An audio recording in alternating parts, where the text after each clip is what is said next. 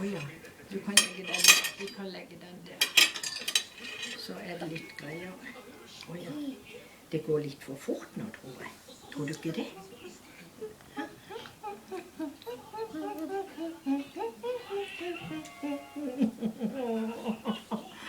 Du var kald i små kinnene dine nå. Var det litt kaldt ute? Ja. Ja, det er litt kaldt. Du klatret i treet, ja. Det som skal bli kirsebær på til sommeren. Var det det? Og det grønne der henne, nei, du kan ikke ha det.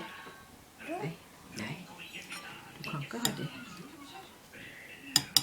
Nei, du kan ikke ha det der. Alvorlig talt. Nei da. Jan.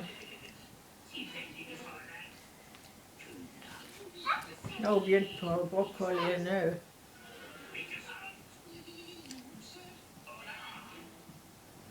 Ja, du blir nok som en stappa liten pølse etter hvert, du. Tror du ikke? Tar du det opp også på bånd? Kommer du på bånd nå?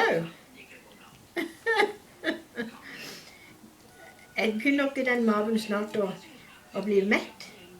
Er ikke maven mett snart? Nei. Sier du det? Nei. Ja vel.